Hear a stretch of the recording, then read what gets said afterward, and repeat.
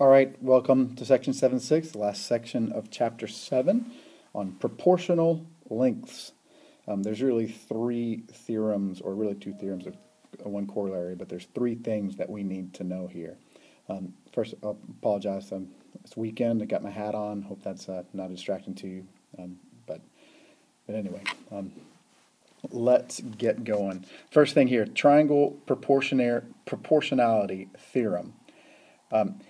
If a line parallel to one side of a triangle intersects the other two sides, then it divides those two sides proportionally.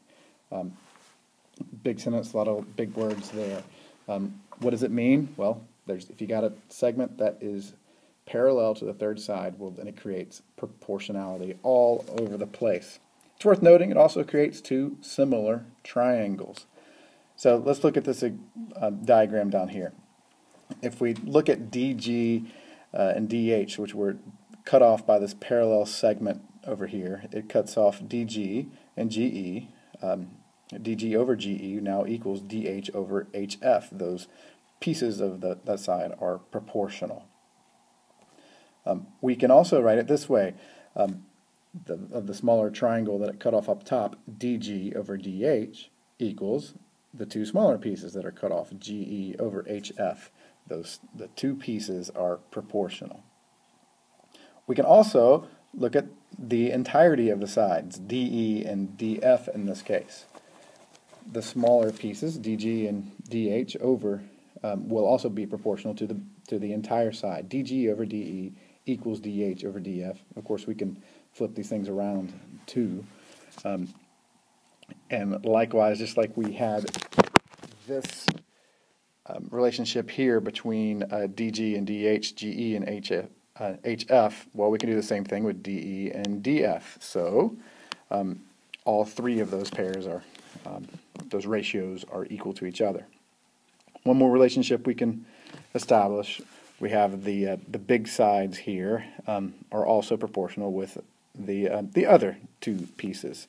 So GE over DE equals HF over DF, and of course you can flip those and what have you all over the place. Let's go look at this example down here. Find the value of x. So if we got parallel sides, it cuts off these segments into proportional pieces. Well, look at this. 15 is one small piece of that side, but x is the entire side. So we need to make sure on the other side that we're just talking about the similar pieces. So we need to talk about 20 and the entire side, which is going to be 28. We're set to make our proportion. Before I go, let's just remember that if it's helpful to draw the smaller triangles, then do so. Just make sure you add the 20 and the 8 before you write your proportion. So 15 over x equals 20 over 28.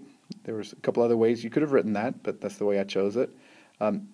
It's also helpful to reduce your fractions whenever possible. 10 over 28 equals 10 over 14.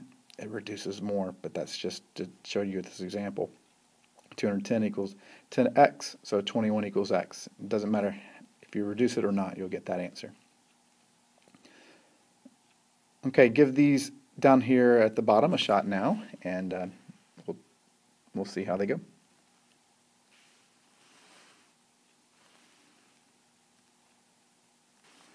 Okay, these are these answers.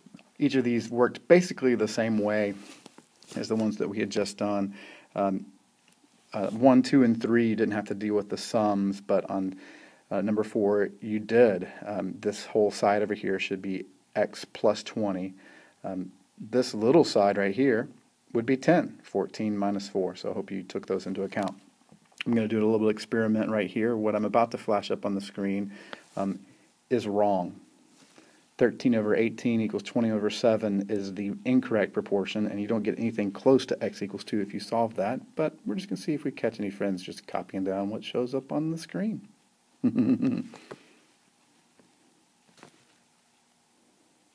Alright, the second piece of this puzzle feels kind of similar to something we've done in the past, but now we'll see the difference.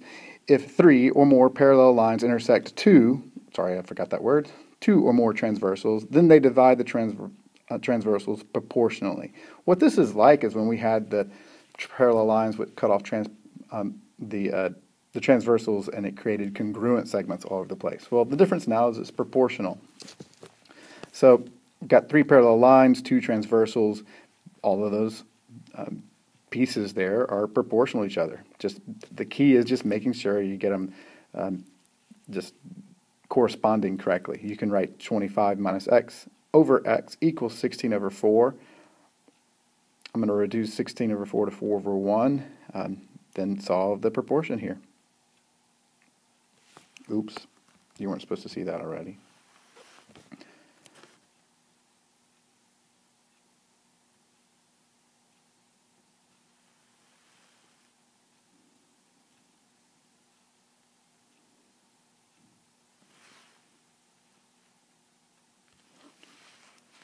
Hope you did well here. This ends up being just, you write the proportions, kind of like it's written there for you, and then solve those guys. All right, the third and final piece of this section feels a little bit awkward maybe at first, but hopefully you'll catch on as it goes. Maybe it's just the other two feel a little bit more logical. If a ray or segment or line or anything for that matter bisects an angle of a triangle, then it divides the opposite side into segments proportional to the other 2 sides. Feels like kind of a lot of a mouthful. Here is what it says. If you have a ray, segment, or whatever that bisects an angle, as you can see this does, it's going to chop the opposite side into proportional pieces. So 27 and x are going to go together. This missing piece and 45 are going to go together proportionally. Just gave you a rundown of how this is going to work. Now, but you have to pay attention here. This whole side is 40. If this is x, this missing piece, which is what we need, is going to be 40 minus x. That's something you'll need to be on the lookout for with these pieces. Now that we have that broken down, we'll set up a proportion. We could set this up the other way if you'd rather. Initially I said x to 40 minus x equals 27 over 45, or you can say x to 27 equals 40 minus x to 45. Either of those proportions would work. Of course, the difference is the means have been switched. I reduce the fraction, cross multiply, solve, x equals 15. You'll have to be careful on number 12, just like we did on this example of the short side down here. That's not given. You'll have to do a little bit of subtraction. Otherwise, I think this will work out just fine for you. Give this a shot.